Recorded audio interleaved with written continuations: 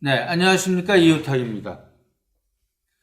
흔히 북한 핵 문제를 언급할 때마다 등장하는 용어가 있습니다. 바로 비핵화, denuclearization, 비핵화라는 용어인데요. 그런데 그 앞에 어떤 수식어가 붙는지를 잘 봐야 됩니다.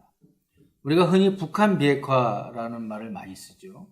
그런데 정식 문서나 이런 걸 보면 한반도 비핵화라는 말이 더 정확하게 많이 쓰입니다. 자칫 개념이 혼선이 있을 수 있는 겁니다. 이 용어가 상황을 제대로 반영해야 되지 않습니까? 약간 시기적으로 볼 때 어떤 특징들이 있는데 한번 보겠습니다. 1992년 남과 북은 고위급 회담을 통해서 비핵화 공동선언을 발표합니다. 전문가 6개항으로 이루어진 이 공동선언에서 남과 북은 한반도를 비핵화함으로써 핵전쟁 위협을 제거하고 라는 문장이 서두에 등장합니다. 여기서 분명히 한반도를 비핵화 범위로 설정했습니다.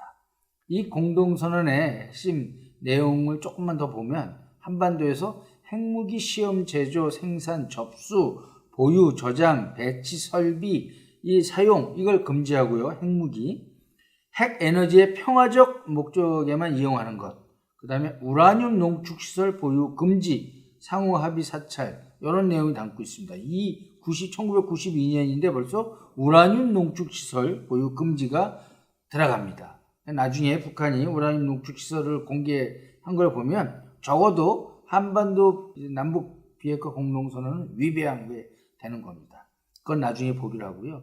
1차 핵 위기를 봉합한 1994년 제네바 합의에는 서문에서 양측은 비핵화한 한반도의 평화와 안전을 확보하기 위해서는 이런 문구를 거기에 넣었습니다. 비핵화한 한반도, 이걸 주목하면 됩니다.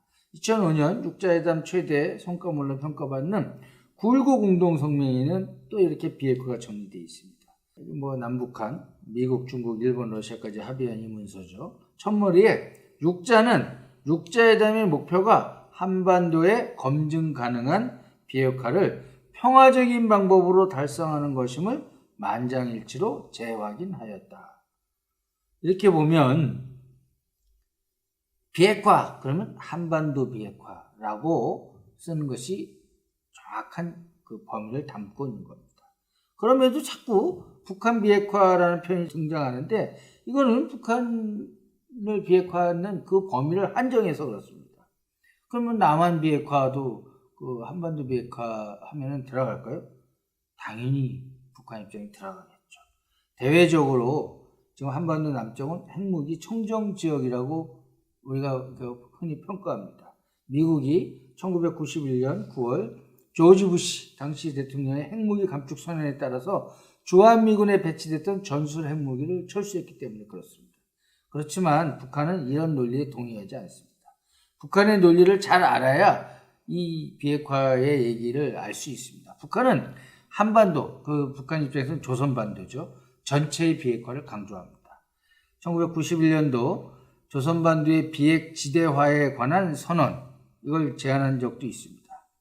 2016년에 7월 6일 공화국 정부 성명이라는 걸 냈는데요. 북한이 요구하는 비핵화는 이렇습니다. 전체 한반도 비핵화, The Nuclearization of the Whole Korean Peninsula, 이거입니다. 남한과 그 주변의 핵무기 해체를 포함한다라고 분명히 적시했습니다. 이때 북한이 제시한 한반도 비핵화 달성 조건을 보면 남조선에 끌어놓은 미국의 핵무기를 공개하라.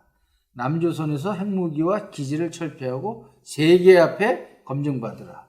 미국이 조선반도에 핵 타격 수단을 다시는 끌어들이지 않겠다고 담보하라. 우리 공화국의 핵을 사용하지 않겠다고 확약하라. 남조선에서 핵 사용권을 쥐고 있는 미군 철수를 선포하라. 여기 잘 보십시오. 남조선에서 핵 사용권을 쥐고 있는 미군 철수입니다. 핵 사용권. 그러니까 핵 사용권이 만약 없다고 치면은 미군의 이 성격이 좀 달라질 수도 있는 것을 내포하고 있는 겁니다.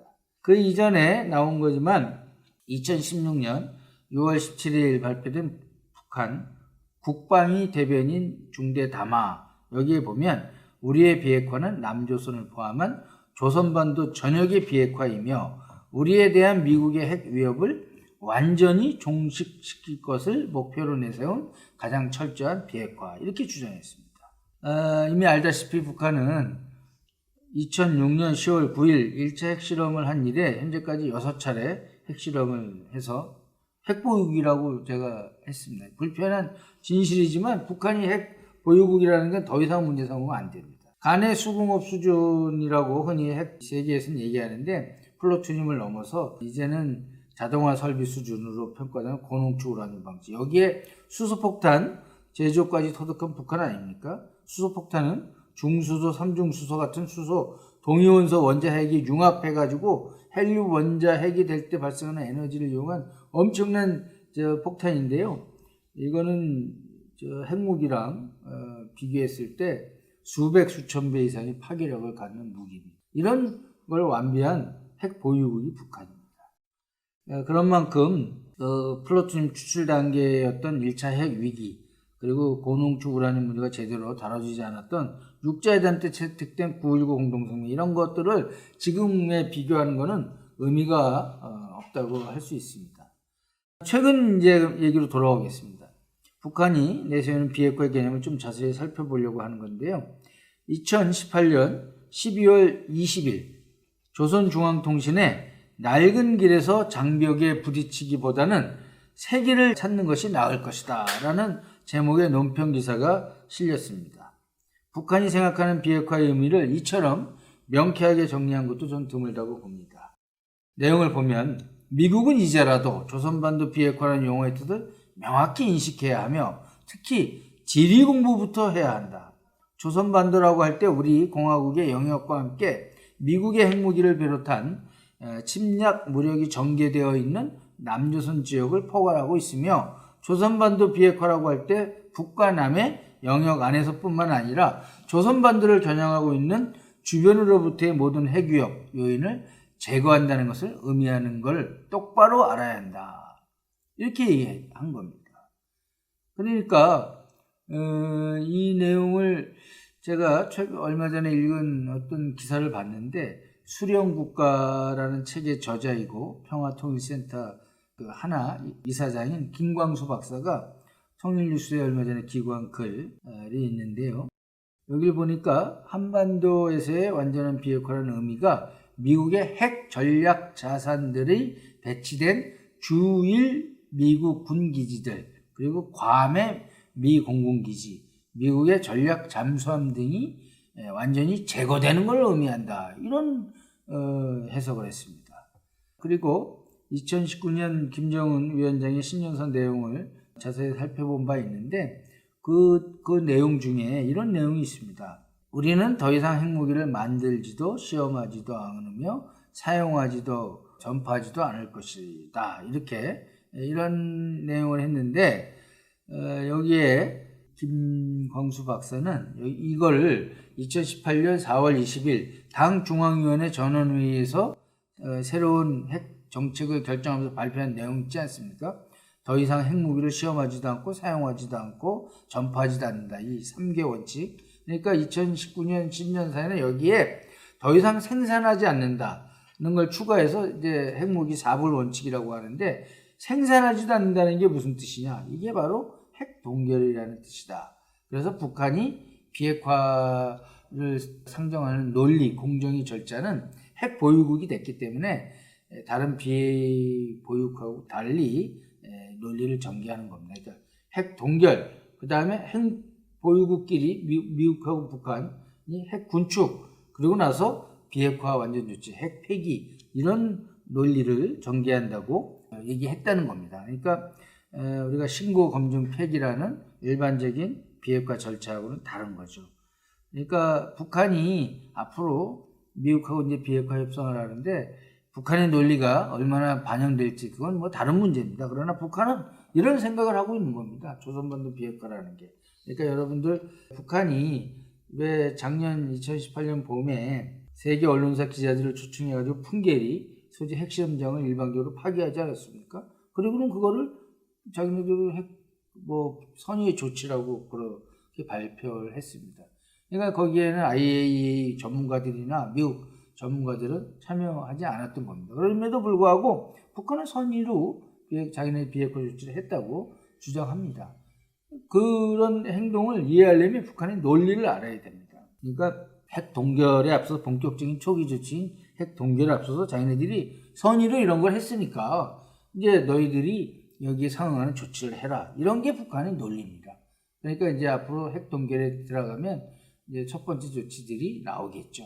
그래서 지금 이제 영변 핵시설 이런 것들이 폐기 대상으로 첫 번째로 올라간다고 하는데 그런 거는 나중에 앞으로 보면 됩니다. 그러니까 이 북한의 논리를 잘못 이해하면 혼란스럽습니다. 그러니까 북한의 논리를 알아야 북한이 왜 저런 말을 하는지를 이해할 수 있습니다. 앞서 제가 미국의 랜드 연구소에서 내년 또는 뭐 가까운 장래에 핵 탄두가 100개에 달할 것이다 이런 전망을 한 걸 살펴본 적이 있습니다. 그러니까 북한이 예를 들어서 이런 걸 이제 이런 논리를 갖고 있기 때문에 북한이 조선반도 비핵화 이거는 그러면 한반도 남쪽뿐만 아니라 일본에 있는 미군 기지, 괌 기지까지 비핵화 범위에 넣은 거니까 그걸 재편하라는 거 아닙니까? 이걸 임기 4년짜리 트럼프 행정부가 이거 할 수 있겠습니까? 내가 보기에는 아주 큰 그림을 그리는 것 같습니다. 하지만 여기서 중요한 거는 북한의 논리가 다소 상식적이지 않고 받아들이기 힘들더라도 앞으로 비핵화의 핵심 당사국인 북한이 그런 논리로 무장하고 있기 때문에 북한의 논리를 어느 정도 전체적인 맥락을 이해하고 수용할 건 수용할 수밖에 없는 그런 상황이라는 겁니다. 그리고 여러분 쉽게 단순하게 생각해 보십시오. 한반도 주변 상황을. 미국하고 중국하고 러시아 이 나라는 NPT 체제 하에서 인정하는 핵보유 강국가 아닙니까? 남한과 일본, 대만 비핵 보유국이고요. 몽고도 마찬가지고. 북한은 실질적인 핵 보유국이지만 비핵화를 지향하는 협상을 하고 있는 겁니다. 그러니까 한반도 비핵지대와의 문제는 핵 보유국과 비핵 보유국 간의 어떤 관계 설정을 다시 해야 되는 문제도 복잡하게 얽혀 있습니다. 협정을 체결한다든지 뭐 여러 가지 문제가 있는데 그만큼 복잡한 문제를 내포하고 있는 겁니다. 조선반도 비핵지대와 한반도 비핵지대화가 이게 동북아의 평화체제 구축하고도 관련이 있는 거고요. 1989년도 북한 영변에서 핵활동하는 게 처음으로 포착된 거 그때 당시 불거졌던 북한 핵 문제 수준을 지금에 적용하면 안 됩니다. 지금은 굉장히 이 일이 복잡해지고요.